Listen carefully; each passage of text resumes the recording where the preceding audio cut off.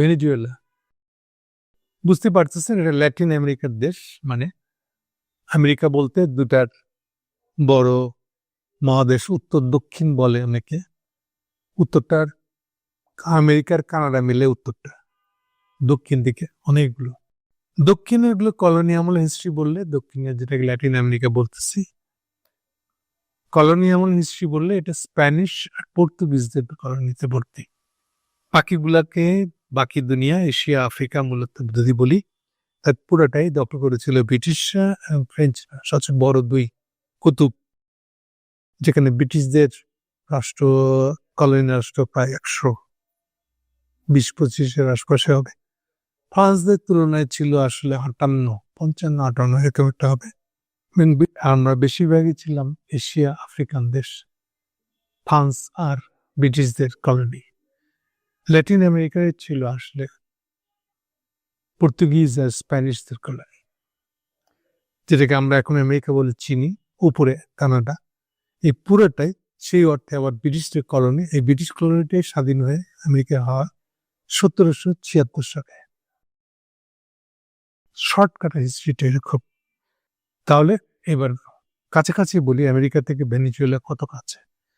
আমেরিকানরা শেষ নর্থ আমেরিকার লেজের দিকটাতে আমেরিকাও, যেটাকে আমরা ইউএসএ বলে চিনি, উপরেরটা কানাডা। লেজের দিকে এবার হবে ক্যারিবিয়ান কিছু দেশ, দ্বীপরাষ্ট্র, আর এবার নিচে চলে আসবে দক্ষিণ আমেরিকা। দক্ষিণ আমেরিকার উপরের ডাইনের উপরের বড় সমুদ্র তীরবর্তী কোস্টাল দেশটাই হলো ভেনেজুয়েলা। প্রথম হেডলাইন হলো এরকম আর কি, যে ভেনেজুয়েলার মার্কিন সামরিক অভিযান হয়েছে। প্রেসিডেন্ট নিকোলো মাদুরোকে সস্ত্রীক তুলে আনা হয়েছে এবং তাতে গভীর উদ্বেগ জানিয়েছেন জাতিসংঘের মহাসচিব আন্তোনিও গুতেরেস। হ্যাঁ, আসলেই তাই। আমরা যখন বললাম উঠায় নিয়ে আয়, তো মাদুরোকে উঠে আনা হয়েছে। এটা হচ্ছে ট্রাম্পের নয়া, আমাদের নাহিদদের ভাষার নয়া বন্দোবস্ত। এরা নয়া বন্দোবস্ত করে উঠে নিয়ে আসছে। এখন এটা কেমন ঘটনা হলো? অনেক কিছু বলা যায়, অনেক দিক থেকে বলা যায় এটা নিয়ে, ভেনেজুয়েলা নিয়ে কথাবার্তা। অলরেডি মোটামুটি যে ভাগটা দেখা যাচ্ছে, সব ভাগের পিছনে যে জিনিসটা কি বাড়ছে, কে কি পজিশন নেবে এই প্রসঙ্গে, ব্রডলি যদি আমরা মনে রাখি এই সব আলোচনা করার সময়, এই প্রসঙ্গটা আলোচনা করার সময়, যে গ্লোবাল ইকোনমিতে আমেরিকা নিচে নেমে যাচ্ছে নেতৃত্ব জায়গা থেকে। অর্থাৎ অন্য ভাষায় বললে তার বিনিয়োগ সক্ষমতা নাই। নিজেই রাষ্ট্রটা এখন $38 ট্রিলিয়ন ঋণ, রাষ্ট্র কিন্তু, ব্যক্তি না। আমেরিকায় বহু বিলিয়নিয়ার আছে, কমতি নেই। কিন্তু আমেরিকায় ব্যক্তি বিলিয়নিয়ার থাকা এক জিনিস, আর রাষ্ট্র দিলে হয়ে থাকে আরেক জিনিস। রাষ্ট্র 38 ট্রিলিয়ন বাজার থেকে লোন নিচ্ছে। আমার প্রেডিকশন হলো, বিশ্বাস হলো, দিনকে দিন এটা এমন জায়গায় যাবে যে ওর পক্ষে এখন ঋণ পাওয়া মুশকিল হয়ে যাবে, ঋণের সুদ চেয়ে বেশি। এটির আর একটা ভাষ্য হলো, ঋণ কেমনি করে, তার একটা খুব পপুলার জায়গা হলো, আমরা বলি বন্ড ছেড়ে দেওয়া, রাষ্ট্রের বন্ড। অর্থাৎ রাষ্ট্রের বন্ড মানে হলো ও যে বন্ড কমিটমেন্ট দেয়, রাষ্ট্র যতদিন টিকে থাকবে মাইট যাবে না, আপনাকে সুদসহ আপনার টাকা ফেরত দিতে রাষ্ট্র কমিট করতেছে, প্রতিশ্রুতি দিয়ে দিচ্ছে। এটা হলো বন্ড। তো আমেরিকান সরকারি বন্ড এখন কেনা কমে গেছে। ট্রাম্প যখন ক্ষমতায় আসে তখন এটা যা ছিল, ট্রাম্প আসার পরে দেখে যেটা আরো কমে গেছে। একটা সময় $3 বিলিয়ন এই বন্ড কিনছিল খোদ চীনা নিজেই, সেটা এখন তারা ছেড়ে দিচ্ছে। জাপান তাই, সবাই যে যা কিনেছিল এটা ছেড়ে দিচ্ছে। এটাও একটা বড় প্রেশার আসছে ট্রাম্পের উপরে। তার অর্থনীতি টিকে রাখা, ধার কন্টিনিউসলি পাইতে হবে, এটা টিকে রাখা। আবার ট্রাম্পেরও একটা বড় পলিসি ঘোষিত একেবারে নির্বাচনী প্রতিশ্রুতি, যে এই 38 ট্রিলিয়ন ঋণটাকে কমায় আনবে। কিন্তু ফ্যাক্স হচ্ছে, বাস্তবতা হচ্ছে, কমানো দূরে থাক, 38 ধরে রাখাটাই মুশকিল হয়ে যাচ্ছে, বেড়ে না যায়। তাহলে গ্লোবাল ইকোনমিতে আমেরিকানরা পরাজিত হচ্ছে, চাইনিজরা রাইজিং উঠে আসতেছে। এরকম একটা সময় আমরা এখন পার করছি। আমাদের জেনারেশন কেউ দেখে নাই আমেরিকা যখন গ্লোবাল রাইজ হয়েছিল as a global economic leader হিসেবে, সেই যুগটা কেমন ছিল। এই যুগটা ব্রডলি বললে আপনাদের আপনাকে ধরিয়ে দেওয়ার জন্য, এই সময়টা হলো 45 সাল থেকে বলা হয়, 1945 সালতে সেন্ট্রাল শেষ হয়। এই সময় থেকে ধরা হয় চাইনিজদের গ্লোবাল লিডারশিপের উত্থান হিসেবে, এবং সেটা একই সঙ্গে global political leader, global economic leader সবকিছু। কিন্তু একটা সাবধান এখন করে রাখি, এখনকার যে চাইনিজ রাইজটা হচ্ছে, আমেরিকানদের পতনটা হচ্ছে, এটা কিন্তু না, Chinese political leader, global political leader না, কিন্তু এটা কেবলমাত্র ফার্স্ট ফেজ বলে গ্লোবাল ইকোনমিক লিডার হিসেবে হচ্ছে। প্লাস চীন আদৌ গ্লোবাল পলিটিক্যাল লিডার কতটা হতে পারবে সেটা প্রশ্ন সাপেক্ষ। সবগুলা লিডারশিপ একই রকম ভাবে দুনিয়াতে বারবার ঘটবে এরকম হবে না আসলে।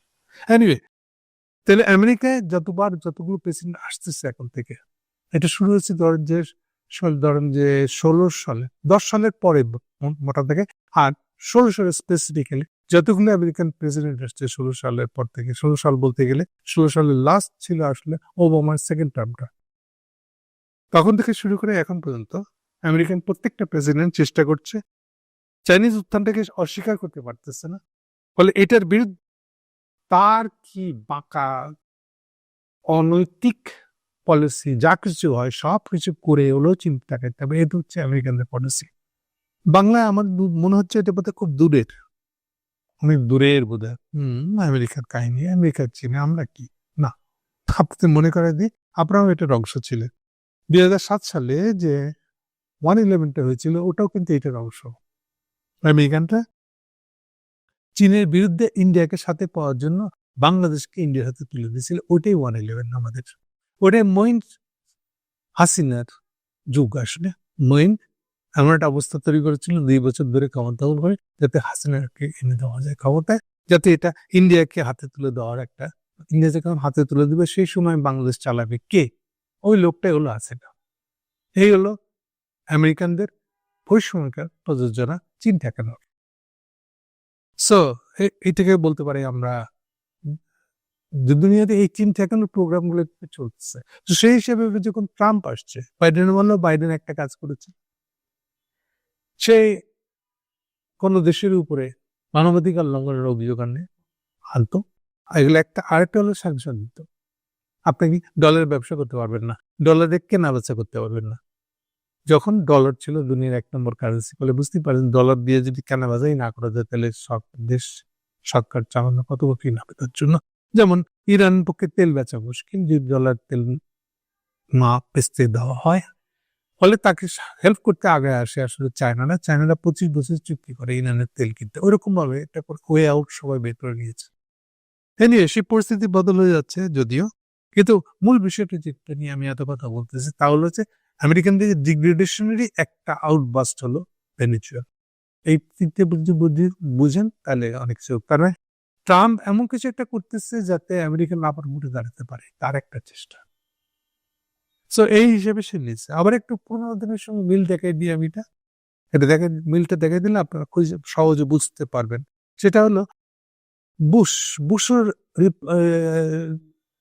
রিপাবলিকান ছিল, ট্রাম্পও কিন্তু রিপাবলিকান। ট্রাম্পের রিপাবলিকানের আরো আরেকটা চড়া দেখতে হলে এই যে বুশ যতটা না পার্টির কন্ট্রোলে, ট্রাম্প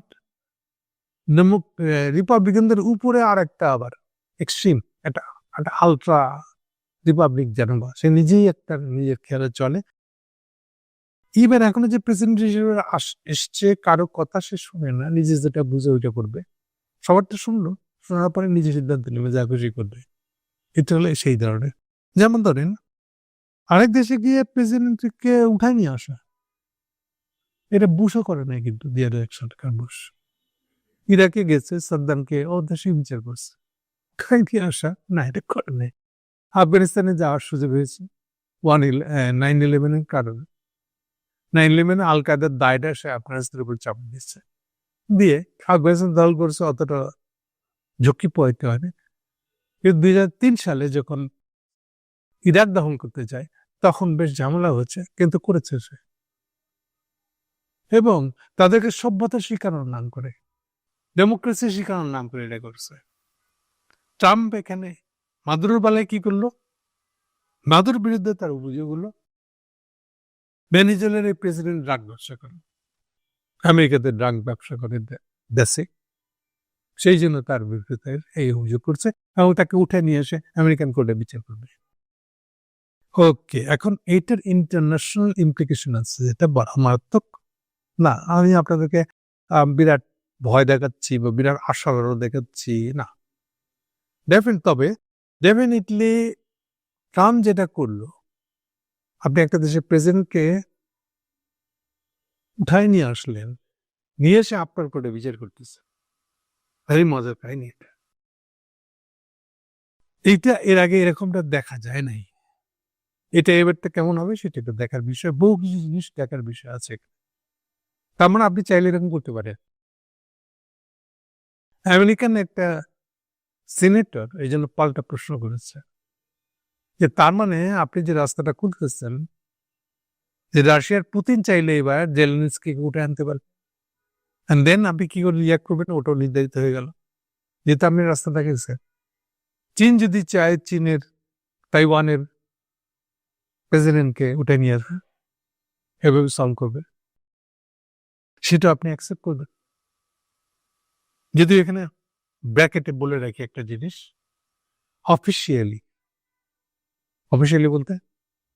বলতে একেবারে ইউএন এর কাগজপত্রে যা লেখা আছে ওই অর্থে অফিসিয়ালি যদি বলি, ইউএন এর কাগজপত্রে লেখা আছে তাইওয়ান চীনের অংশ। আমি আবার বলছি, উল্টাপাল্টা আমি ভুল করে বলি নাই, খুব পরিষ্কার করে বলতেছি, তাইওয়ান চীনের অংশ বলে জাতিসংঘের কাগজপত্রে লেখা আছে। এবং এই যে রেজলিউশনটা, প্রস্তাবটা পাশ হয়েছে, এই প্রস্তাবটা পাশ হয়েছে 1971 সালে ইউএন জেনারেল অ্যাসেম্বলিতে। এই যে প্রত্যেক বছর সেপ্টেম্বরে যে জেনারেল অ্যাসেম্বলিটা হয়, ওই জেনারেল অ্যাসেম্বলির মিটিং এ। আরো আগায় দিয়ে আপনাদেরকে বোঝার জন্য, অন্য যে কোনো সময়, যেমন এখন ভেনেজুয়েলাতে আক্রমণ হচ্ছে, একটা জেনারেল অ্যাসেম্বলি মিটিং ডাকতে মনে করেন জাতিসংঘ, তাহলে সেখানে পার্টিসিপেট করবে প্রত্যেক দেশের একটা স্থায়ী প্রতিনিধি আছে জাতিসংঘে, তারা ওটাতে অ্যাটেন্ড করবে যে কোনো সময় ডাকলে পরে। সেপ্টেম্বরে যেটা হয়েছিল সেটা কিন্তু ওই সময় প্রত্যেক দেশের পররাষ্ট্রমন্ত্রী অন্তত পক্ষে উপস্থিত ছিল। ইউজুয়ালি এই যে হাসিনা যে প্রত্যেক বছর যায়, ইউনুস পরপর দুবার ইউএনের জেনারেল অ্যাসেম্বলিতে পার্টিসিপেট করেছে। এই জেনারেল অ্যাসেম্বলি মিটিং গুলাতে হয় দেশের সরকার প্রধান যায়, আর না হলে অন্তত পররাষ্ট্রমন্ত্রী যায়। সো চাইনিজদের সম্পর্কে এই যে রেজলিউশনটা হয়েছিল, ওই রেজলিউশনটা হয়েছিল কিন্তু সব দেশে, বেশিরভাগ দেশে পররাষ্ট্রমন্ত্রী না হলে সরকার প্রধান উপস্থিত থাকা একটা মিটিং। 71 সালে মিটিং, এটা 71 সেপ্টেম্বর। সেই মিটিং এর রেজলিউশন হয়েছিল জেনারেল অ্যাসেম্বলি থেকে যে তাইওয়ান চীনের অংশ, আর তাইওয়ানের কোনো আলাদা করে এই জন্য জাতিসংঘের সদস্যপদ নাই, দেওয়ার দরকার নাই, কারণ তাইওয়ান তো চীনের অংশ। অ্যাকচুয়ালি ওই মিটিং এ যেটা নিয়ে সিদ্ধান্ত হচ্ছিল তা হলো, আপনাকে অবাক লাগবে শুনে, ভেটো পাওয়ারওয়ালা যে ক্ষমতাটা চীনের নামে, ওই ভেটো পাওয়ারওয়ালা চীন বলতে তাইওয়ান বোঝানো হয়। কবে থেকে? জাতিসংঘ যখন গঠন হয় 1945 সাল, তখন থেকে। না, সরি, একটু ভুল হলো, 1945 সাল থেকে তো এক চীনকে দেওয়া হয়েছিল। 49 সালে যখন মাও সেতুং এর চীনটা হয়ে গেল, তখন আমেরিকানরা কায়দা করে চীন বলতে তাইওয়ানকে বোঝায়, এই বলে জাতিসংঘের রেজলিউশন ওইটাই মেনে নিয়েছিল। ফলে মাও সেতুং এর চীন জাতিসংঘের মেম্বারই না, এইভাবে থেকে যায় 71 সাল পর্যন্ত। এই যে 71 সালের সেপ্টেম্বরে এই রেজলিউশনটা হওয়ার আগে পর্যন্ত, এবং ওই রেজলিউশনে তাইওয়ানের কাছ থেকে কেড়ে নিয়ে সদস্যপদ থেকে চীনকে দেওয়া হয়, আর বলা হয় তাইওয়ান, এই যে সাথে যেটা বলা হয় সেটা ইম্পর্টেন্ট, তাইওয়ান আলাদা কোনো ভূমি নয়, সে চীনেরই রাষ্ট্রেরই অংশ। এখন সে থেকে এই পর্যন্ত আমেরিকানরা এটাকে, না আমরা চীনের তাইওয়ানের সাথে একটা সম্পর্ক রাখবো, যদিও অফিসিয়ালি আমরা তো স্বীকার করছি যে তাইওয়ান চীনের অংশ, আমেরিকাও স্বীকার করে, কিন্তু মনে রাখতে হবে, কারণ চাইনারা যেটা আরেকটা নিয়ম বানিয়েছে, কোন দেশের সঙ্গে যদি কূটনৈতিক সম্পর্ক বিনিময় করে তাহলে আগে বলে নেয় যে তুমি তাইওয়ান আমার অংশ, এটা মানো কিনা, যদি মানো তাহলে তোমার সাথে আমার কূটনৈতিক সম্পর্ক হবে, আদারওয়াইজ হবে না।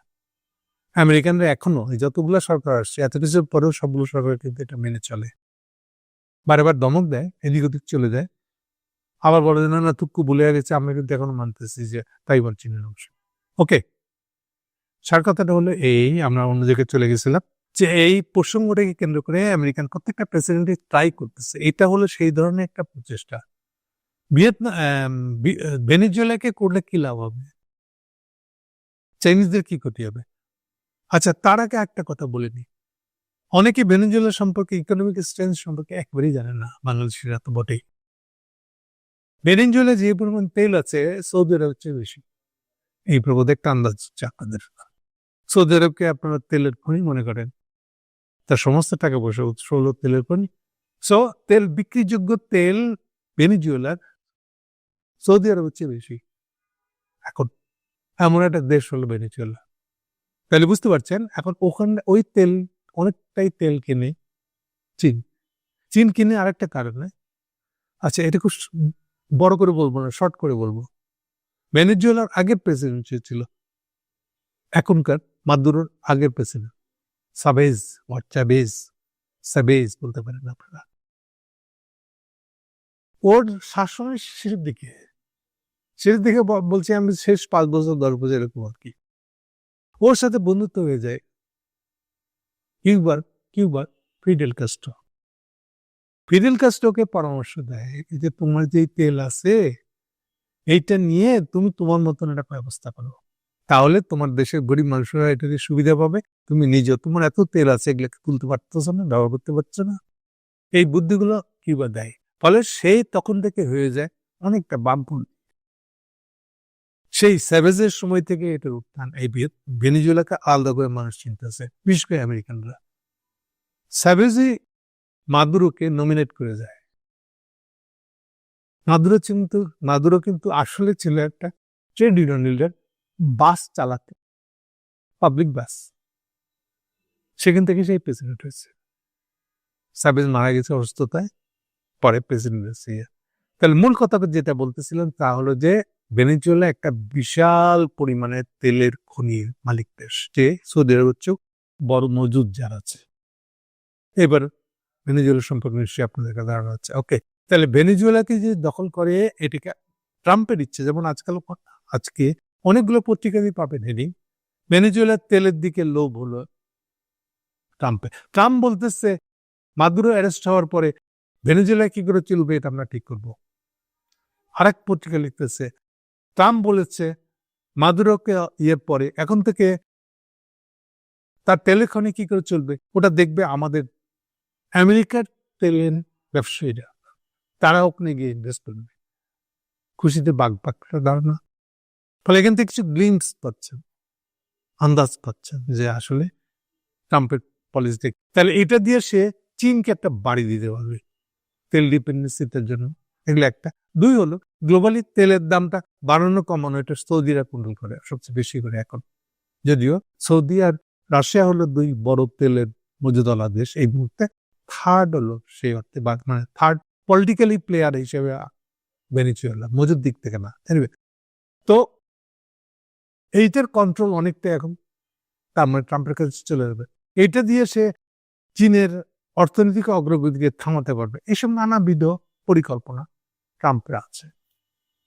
সেম এই যে মাচোদা বলে যে মহিলাটাকে এবার শান্তি পুরস্কার দেওয়া হয়েছে। শান্তি পুরস্কার সবসময় তথাকথিত আমেরিকার যাদের ভালো লাগে তাদেরকে শান্তি পুরস্কার দেয়। মনে রাখবেন আপনারা, ইউনূস সাহেব শান্তি পুরস্কার পাওয়ার লোক কিন্তু নোবেল করে চালায় দেয়। অরিজিনালি শান্তি পুরস্কারটা নোবেল পুরস্কার ছিল না, এটাকে পরে নোবেলের মধ্যে ঢুকানো হয়েছে। এগুলো 1 নম্বর। 2 নম্বর, সবচেয়ে বড় কথা যেটা, ইউনূস সাহেব কিন্তু তার মাইক্রো ক্রেডিটের জন্য নোবেল প্রাইজ পায় নাই, নোবেল প্রাইজ পাইছে শান্তির জন্য। কথা ক্লিয়ার রাখেন। ইভেন ইকোনমিক্স এর জন্যও না, স্পেসিফিক্যালি মাইক্রো ক্রেডিট লোন কি করে বিস্তারণ করা যাবে তার একটা ভীষণ উপায় বের করছেন উনি, সেই জন্য না, তাও না, একেবারেই কোনো সম্পর্ক নাই এমন একটা শান্তি পুরস্কার হলো উনি শান্তি পুরস্কার পাইছে। শান্তিতে নোবেল পুরস্কার পাইছে যার সাথে মাইক্রো ক্রেডিটের কোনো সম্পর্ক নেই। ওকে, তাও এটা শেয়ার্ড উইথ গ্রামীণ ব্যাংক, একা উনি না। এনিওয়ে, যেটা মূল কথা বলতেছিলাম, শান্তি পুরস্কার তার মানে হচ্ছে যে আমেরিকানদের কাউকে হাতায় পক্ষে নেওয়ার একটা উপায়। সো এই মাচো মাচো দান যে মহিলাটা তাকে এবার শান্তি পুরস্কার দেওয়া হচ্ছে। এটাই হলো ট্রাম্পের ইচ্ছা যে ওকে হচ্ছে এই প্রেসিডেন্টের পদে বসানো। কিন্তু মনের খায়েশ এক জিনিস আর বাস্তবতা আরেক জিনিস। বাস্তব করা এত সহজ না। অলরেডি আমেরিকান ভীষণ তর্ক হচ্ছে যে আপনি আরেকটা দেশের প্রেসিডেন্টকে ধরে নিয়ে এসে এইভাবে আপনার কোর্টে তুলবেন, বিচার হয়ে যাবে, এটা ভালো হইলো? একটা হলো ভালো হলো, আরেকটা গুলো ঠিক হচ্ছে কিনা, করা যায় কিনা, এইসব প্রশ্ন। উদাহরণ হিসেবে এটা আনতেছে সেম পানামা বলে আরেকটা দেশ আছে এই ল্যাটিন আমেরিকারই। পানামার প্রেসিডেন্টকেও নরিয়োগো এবং একইভাবে ধরে নিয়ে এসে বিচার করা হয়েছিল ওই একই ড্রাগের অভিযোগে। তো সেটা অনেকে রেফারেন্স দিচ্ছে যে এটা যখন ছিল তখন এটাও হবে। কেউ কেউ বলতে চাচ্ছে শেষ পর্যন্ত কোর্টে ন্যায় নিতে পারে কিনা দেখি। কোর্টে যদি একবার নিতে পারে তাহলে কিন্তু হয়ে গেল। এরকম ব্যাখ্যা দিচ্ছে ওকে। সমস্যা হচ্ছে, প্র্যাকটিক্যাল সমস্যা হচ্ছে, মাদুরোর যে ভাইস প্রেসিডেন্ট সে ছিল রাশিয়ায় সফরে।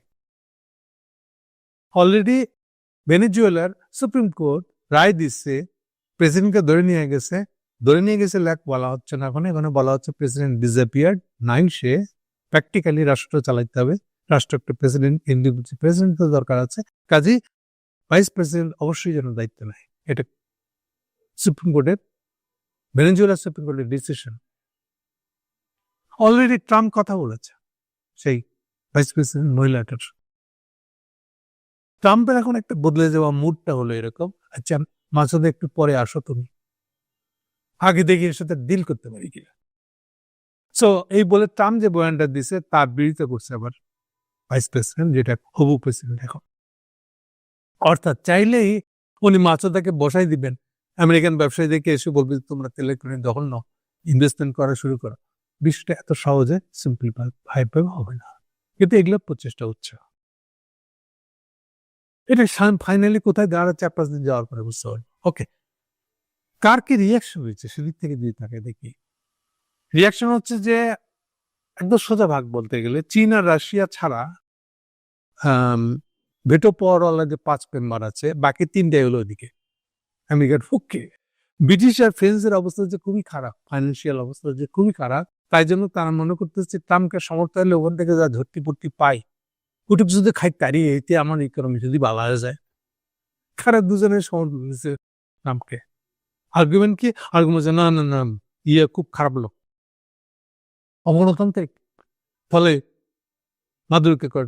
তো অগণতান্ত্রিকের জন্য তো তাকে ধরে আনা নাই, মাদুরোকে ধরে আনা হচ্ছে তুমি ড্রাগ ব্যবসা করেছো আমেরিকাতে, ড্রাগ পাঠাইছো সেই জন্য, ক্রিমিনাল অফেন্স। এসব তো গণতন্ত্র না গণতন্ত্র, তার মানে আপনারা স্বীকার করে নিচ্ছেন, ব্রিটিশ এবং ফ্রেঞ্চ এক্সিকিউটিভরা, সরকারি প্রধানরা স্বীকার করে নিচ্ছেন যে আপনারা ভুয়া কথাবার্তা বললে তাকে ধরে নিয়ে গেছেন, আসলে তাকে শাস্তি দিয়ে আপনারা ভেনেজুয়েলার তেল দখল করতে যাচ্ছেন।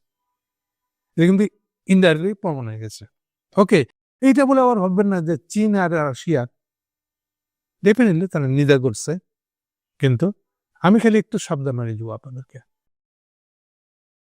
এখনকার এই ইস্যুটা চীন কি করে হ্যান্ডেল করবে, এটা দিয়ে বোঝা যাবে আগামী দিনের দুনিয়াটা কেমন। আমি আগেই ধরে নিতে বলতেছি না চীনের নেতৃত্বে গ্লোবাল দুনিয়াটা, তার পলিটিক্স, তার পলিটিক্যাল দিকটা, তার জাতিসংঘ, তার আমলের জাতিসংঘ, সে যখন গ্লোবাল লিডার হবে তার আমলের জাতিসংঘ কেমন হবে, এই জিনিসগুলো যেন সব সেটেল হয়ে গেছে না, আমি এটা ধরে নিতে একটু দেরি করতে পারবো। আমি বলবো এটা যাচাই করে বাস্তবে যাওয়া হবে, সেই দিকে সিদ্ধান্ত নিয়ে চীন কতটা কি করতে পারে, কতটা প্রিপেয়ার্ড। কেন সবচেয়ে বড় সমস্যা চীনের বলে আমি মনে করি চীন পলিটিক্যালি উইক। প্রথম কথা, চীনের হিউম্যান রাইট প্রসঙ্গে তার পজিশনটা স্পষ্ট না, এমনি হিউম্যান রাইট কমিউনিস্টদের ইস্যুই না, কমিউনিস্টদের কাছে সাবজেক্ট না এটা, ফলে এইসব প্রসঙ্গ আছে। সেসব দিকে সে কি পজিশনে সেটা দেখার ব্যাপার আছে, আন্তর্জাতিক রুল নিয়ম কি হবে সেটা সে কি বলবে আমরা শিওর না, শিওর ধরে না হয়ে যাই আগে থাকতে। কারণ একটা বড় কথা মনে রাখতে হবে, আমেরিকান বহু দোষ থাকা সত্ত্বেও আমেরিকার হাতেই কিন্তু জাতিসংঘের জন্ম। আমেরিকান প্রেসিডেন্ট রুজভেল্টের উৎসাহে এটা হয়েছে, বলতে গেলে এটা কমপ্লিটলি তার সন্তান। ফলে সেই সন্তানের এখন যে আবার তাকে ঝেড়ে পুছে আরো নতুন বেটার করে দাঁড় করানো, সেইটা দাঁড় করানোর ক্ষেত্রে চাইনিজদের রোলটা কি হবে আমরা জানি না, কতটা যোগ্য হবে চাইনা আমরা তাও জানি না। এই সবকিছু পরীক্ষা হবে এখন এখানে। ফলে এই বিষয়টা আমাদেরকে খুব সেন দৃষ্টি নিয়ে থাকতে হবে, তাহলে আমরা বুঝতে পারবো আগামী দিনের দুনিয়াটা কেমন হবে। আর একটা জিনিস সাবধান করে দিই আপনাদের সবাইকে, এইটা নিয়ে সিকিউরিটি কাউন্সিলের বৈঠকে কিছু করা যাবে না, কারণ 3টা ভেটোওয়ালা দেশ আছে, ওরা ভেটো দিয়ে কোনো রেজলিউশন হতে দেবে না। ভেনেজুয়েলাকে দখল করা নিয়ে নিন্দা করা প্রসঙ্গে কোনো কিছু আসবে না। তবে জেনারেল অ্যাসেম্বলি মিটিং ডাকতে পারে। জেনারেল অ্যাসেম্বলি মিটিং এ কি হবে? জেনারেল অ্যাসেম্বলি সাধারণ পরিষদের সাধারণ মেম্বার, বিশেষ করে ছোট ছোট দেশগুলা ইউএন এর এই সাধারণ পরিষদের বৈঠকে ব্যাপকভাবে ছোট ছোট প্রত্যেকটা দেশ এটার পক্ষে রায় দিবে ভেনেজুয়েলাকে অন্যায়ভাবে দখল করা হয়েছে, এটা নিন্দা করতে চাইবে। কেবলমাত্র এই বড় দেশগুলা এগুলা গেলে পিছলাবে, এদিক ওদিক যাবে, ভয় দেখাবে ট্রাম্পের কায়দা অনুযায়ী, এই তো আমার বিরুদ্ধে ভোট দিলে কিন্তু তোমাকে এসে হবে। কিন্তু স্টিল ওখানে ওভারওয়েলমিংলি মানে ব্যাপকভাবে আমাদের মতন গরিব দেশগুলা, ছোট দেশগুলা ভেনেজুয়েলার দখলটাকে ভীতিকর অবস্থাতে মনে করে এটাকে নিন্দা। সো এটার বিরুদ্ধে দিয়ে আমরা ডেফিনেটলি আগাবো। বাকিটা আস্তে আস্তে যতটা এটা প্রকাশিত হয়, ফাইনালি কি দাঁড়ায় বাস্তবে, সেটার উপর দেখে আমাদেরকে সিদ্ধান্ত যেতে হবে। এর চেয়ে আগে কোন সিদ্ধান্তে হুমকা বালা চানা মানে বালা না, এরকম কোনো কিছু সিদ্ধান্ত নেওয়াটা আমি মনে করি ভুলাম। একটা কথা বলে রাখি, আপনারা এইটা নিয়ে আমার এটা শোনার সময়, পড়ার সময় পুরান পত্রিকা, পুরান ইনফরমেশন যদি পান তার সাথে মিলিয়ে পড়বেন। সেটা কি, আফগানিস্তান দখলের সময়, আফগানিস্তানে 9/11 ঘটনার পরে বুশ আফগানিস্তান দখল করেছিল, কিন্তু সে সময় ইউএনএর যে রেজলিউশন হয়েছিল সেখানে ওভারওয়েলমিংলি বড় দেশ, পাওয়ারফুল দেশ, ছোট দেশ সবাই মিলে আফগানিস্তানের বিরুদ্ধে ভোট দিয়েছে, নিন্দা প্রস্তাব নিয়েছিল। এটা এত ওভারওয়েলমিংলি ব্যাপকভাবে, এইটার উপর ভরসা করে কিন্তু বুশ সিদ্ধান্তের এটাকে হামলা করবে, কারণ দুনিয়াতে এমন কোন দেশ নেই যে আমাকে বিরোধী দেব। সবাই ইউএনএর রেজলিউশনের জায়গায়, রেজলিউশন যখন উঠে সবাই এটাকে নিন্দা করে ভোট দিয়েছে। কিন্তু যখন 2 বছর পরে ইরাকে হামলা করতে গেল একই বুশ, ভুয়া অভিযোগ তুলে যে ইরাকে নাকি মারণাস্ত্র আছে, কেমিক্যাল প্রসেস, এই সব কিছু যখন দখল করলো, করার পরে সব কিছু যে মিথ্যা বলছে এটা প্রমাণিত হয়ে গেল। তখন আবার বিরোধিতা করছিল কিন্তু ফ্রান্স। পরবর্তীকালে 2-4 বছর পরে ফ্রান্সকেও আফগানিস্তানে গিয়া বা ইরাক থেকে যে তেল হ্যান যা সব সুবিধা, ওটা এক্সপ্লোরেশনে যখন সুবিধা দিয়ে দিল, ফ্রান্স আবার তখন চুপ করে গেল। ফ্রান্স আবার তখন ওই যে ন্যাটো বাহিনী যেখানে গেছিল, ন্যাটো বাহিনীর মেম্বার হিসেবে ঠিকই গেল, কিন্তু প্রথমে তারা বিরোধিতা করছিল ইরাকে হামলার বিষয়ে। সো এই দিকের সাথে মিলিয়ে এখনকার ভেনেজুয়েলার প্রসঙ্গটাকে যদি দেখেন আরো অনেক কিছু পাবেন আর কি। সো দুনিয়ার মোচরানিটা, নতুন নেতাগুলা, নতুন অভিমুখ কোন দিকে যাচ্ছে, এই জিনিসগুলো বুঝতে হবে না। আপাতত এতটুকুই, আবার আরো কথা বলতে হবে ভেনেজুয়েলা নিয়ে, বুঝতে পারছি। Thank you.